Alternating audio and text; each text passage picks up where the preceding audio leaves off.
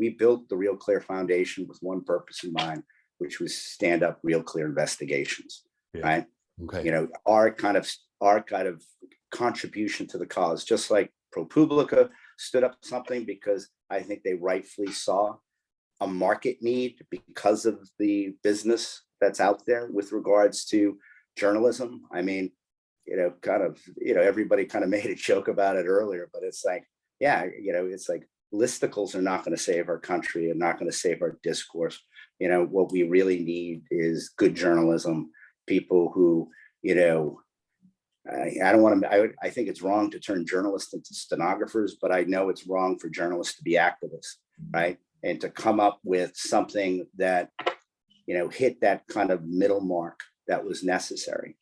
And also kind of took an approach that we thought was a little different. You know, Tom Kuntz, our editor, former New York Times guy, he said right at the beginning, I want my mission at Real Clear Investigations to be hit them where they ain't, right? And it turns out where they ain't is actually looking to where the justification of the, you know, the First Amendment protections exist for, looking into government, looking at the behavior of the powerful, and actually making sure that also we know the good news about Real Clear is we start from the premise that we're not alone, right? So we know there's other people, there are other nonprofit efforts out there, there are other for-profit efforts out there. There's TV journalism, there is internet journalism. There's a very big marketplace out there that is prescriptive to our contemporary problems. But I think if there's a secret to the Real Clear method is the best thinking happens in a decentralized marketplace. It just makes it impossible for the consumer to consume that marketplace. So what we do is we hire people who consume that for you, right? That bring together a curated, balanced mix where you can actually look at something and have a pretty good view of the way the world is moving. And I think that's ultimately the value add that Real Clear is always given to the marketplace of ideas. It doesn't matter if you're right, left, or center, you know, red, blue, or purple. You come to our site to see yourself in the mix, to see what things are trending. And tell me if this is true or false, David. The content on, well, RCI, if that's what you call it, Real Clear, as well as the entire suite of sites, Real Clear at Real Clear Politics is cross-ideological. Yes. And that's A, I guess. B, there's apparently an audience for this. Tell me about who's clicking onto this suite of sites, to these sites in the suite, because it does seem to be different than some others. I mean, our audience is remarkable. And, you know, on the first thing, I think on the macro question that you asked, our readership probably is distributed, as is the American mind, between, you know, right, left, center, right? So if you looked at what the proportions of Democrat, Republicans, liberal, conservative, independent are, we really have from our kind of national audience, you know, a natural distribution, almost a bell curve of the American mind, you know. So, you know, I think that is very interesting. And then if you cut it down a level, if you ever want to know the value of a property, I think there's two questions to ask. It's the who and the how many, right? On the who level, it's like everybody in the business uses our site to do their job, right? So if you wrote something last, you know, and it's published this morning, you're waking up early to see if you got the Real Clear bump. If you're booking radio or TV, you're looking at us. So I think it's on that level. And then it turns out in a nation of 330 million, there's a lot of people who are concerned with that type of flavor of the news. And if, like, when we go and we do our kind of, you know, survey monkey or, you know, or whatever level of kind of dive that we do on our readership, we have millions of people who are civically engaged, that vote, you know, across the spectrum, that write letters to the editor. You know, so my description is like, if Alexis de Tocqueville came back to do like a democracy in America, 2.0, I mean, I think he would look at Real Clear and find something that would give him hope. So if let's just say hypothetically, I'm a conservative, is this can I have confidence this site will give me a good representative of liberal thought, journalism, thinking, commentary, and vice versa? or no? I think you would. And I even think on the thing that you came here, there, it's like, so not only would you learn something about someone outside, kind of like, a label, within your label, you would learn something. Yeah. I mean, because that's one of the things that's most interesting about our present times that we are, is that, the conservative mind is divided, as well as so the conservative Republican mind is divided, and also outside of that, the liberal progressive mind is provided. So the American mind, both lobes of the brain, are actually in a state of re-examination crisis. And I think if you want to get a read on that, almost like a horse race on what's happening, who's up, who's down, who's saying what, it's like Real Clear is probably the best guide to American schizophrenia that you'll ever find in the world. And given your model, which is seeking some philanthropic support, there's receptivity on both sides. There's cross-ideological philanthropic receptivity to this kind of thing. I wish. I really do. I think if there's one thing that kind of surprised me, and was, unfortunately, there's not a lot of ground for the middle, right? And so I forgot, maybe it was Jesus or Aristotle said, it's like, I spit out the lukewarm, so it's like the people who try to facilitate conversation, I think you're at a disadvantage. But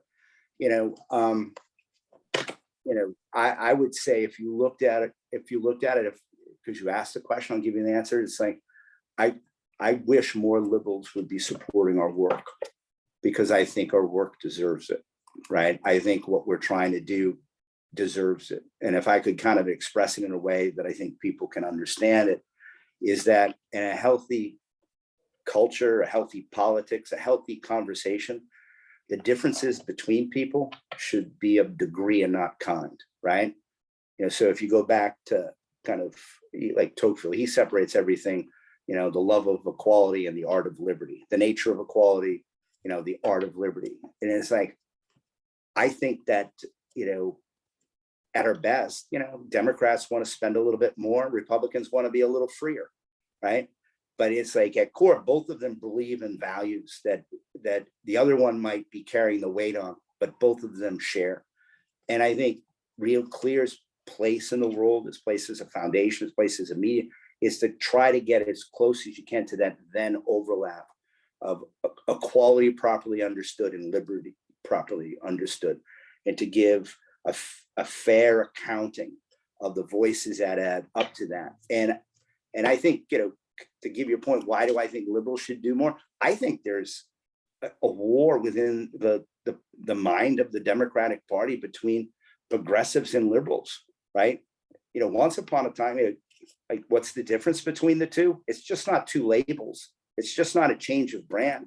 I think a liberal believes in persuasion, probably is like a leftist libertarian when it comes time for the Bill of Rights and stuff. And I think a progressive believes in coercion. Like, they give up about having the need to describe people. They think they're elected with the truth, and they like to push it as much. And I think it explains why, Substack is a reality. Substack is like Samizdat, right? In the Soviet Union, where people go to publish after they get kicked out of climes that they can't publish anymore. But, like Samizdat, it gets around enough where people know that, Barry Weiss exists, or Winston Marshall exists. But, it's like, I really think that, I think liberal, if you're a liberal, like, there's a canary in a coal mine moment right here. I think people choking under certain kind of a liberal noxious gases, and they need an alternative to go to. And while they won't go to conservatives, right, I do think that, Real Clear provides a common ground where they can come and kind of make a difference and show that together we want to get back to that difference of degree and not kind, in terms of our thinking, our giving, our living. Because quite frankly, it's just becoming like tired, boring.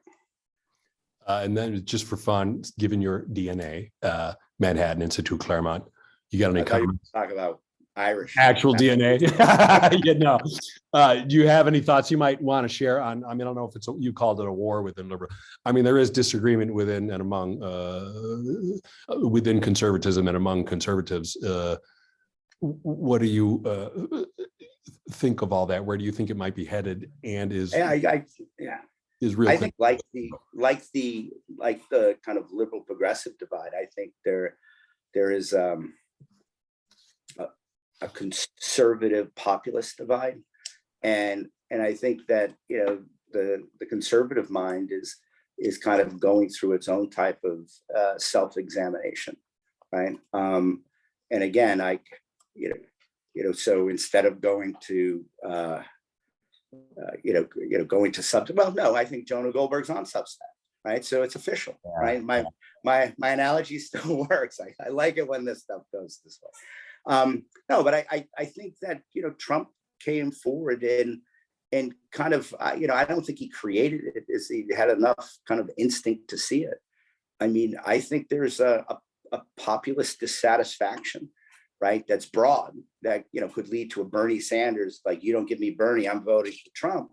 But I think there's a populist dissatisfaction with politics and the people who represent us. And there are a lot of outsiders who want to do what geeks would used to call a political realignment, that would result in a policy realignment.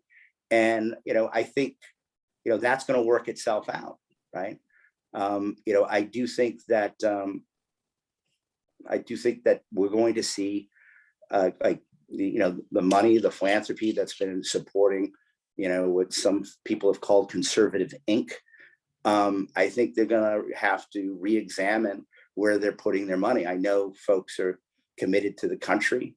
They want to like philanthropy. I really do think they show their love of mankind based on the guiding lights that they have.